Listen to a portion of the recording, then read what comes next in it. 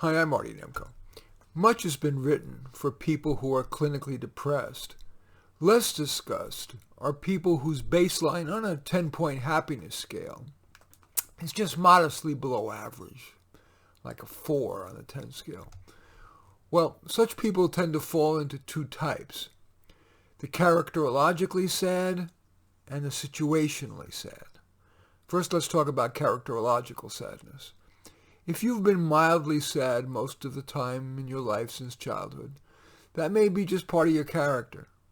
True, it may have, at least in part, been triggered or exacerbated by some event like child abuse. But because even many abused children don't experience a lifetime of sadness, your less than perky personality may in large measure reflect your temperament. So what are some ideas, given if it is going to be a characterological problem for you to, or a characteristic for you to be mildly sad? Here are a few ideas that are based on self-acceptance. Might any of them be helpful to you? First, as with other personality characteristics, it may be wise to accept your basic self rather than try to transform your core self, following cheerier types intimations or even exhortations to cheer up. Should you embrace your seriousness? You may not have as ha-ha a life, but serious people tend to make serious accomplishments. Should you spend more time with people of a similar temperament? Being around hail fellows well met or hail gals well met may make you feel less accepted. Or, some sad people are elevated by being with funsters. The question is, how about you? Should you tackle projects in which seriousness is a plus? For example, would you do better or worse working in a career in which precision was required, like medical equipment or pharmaceuticals? Would working as a nurse, even in hospice, or even in the funeral industry work for you?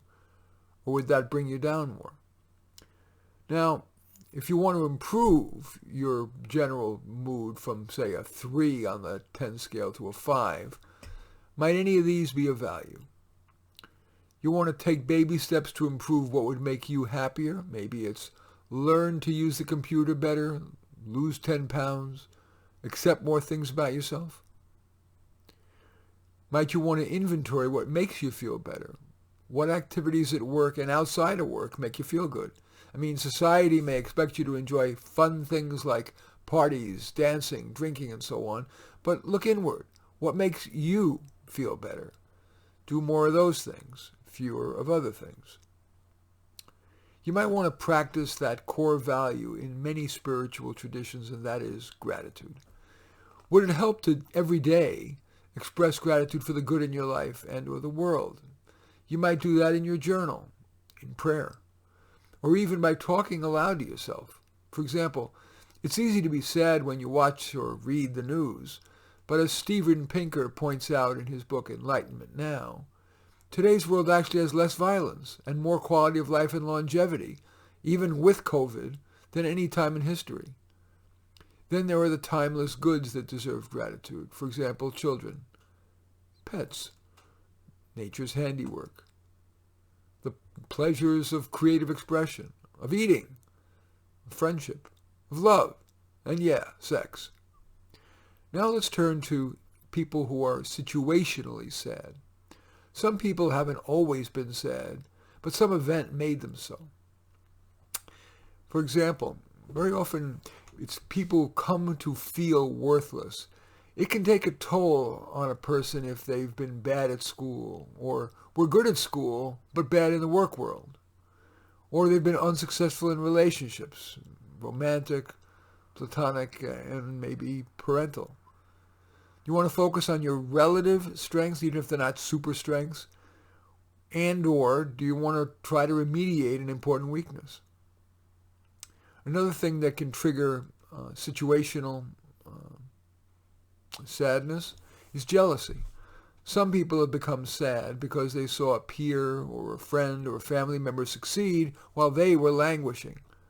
Would it help you to use your jealousy to fuel you to try to compete?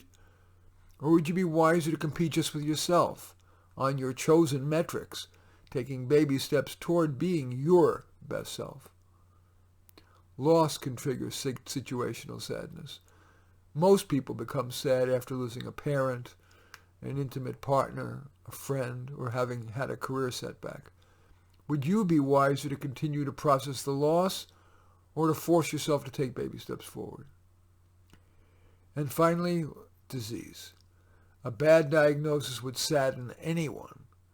Would it help you to picture the worst, or to focus on the most likely outcome, or on an optimistic outcome? Would it be best for you to talk about it or suppress it? Do you want to pull out all the stops to try to cure your disease, or take a more moderate approach? As with most things, sadness is best addressed by some individualized amalgam of self-acceptance, processing sad thoughts, suppressing sad thoughts, and yes, baby steps forward. In any event, I do thank you for watching. I'm Marty Nemko. I welcome your thumbs up and accept your thumbs down.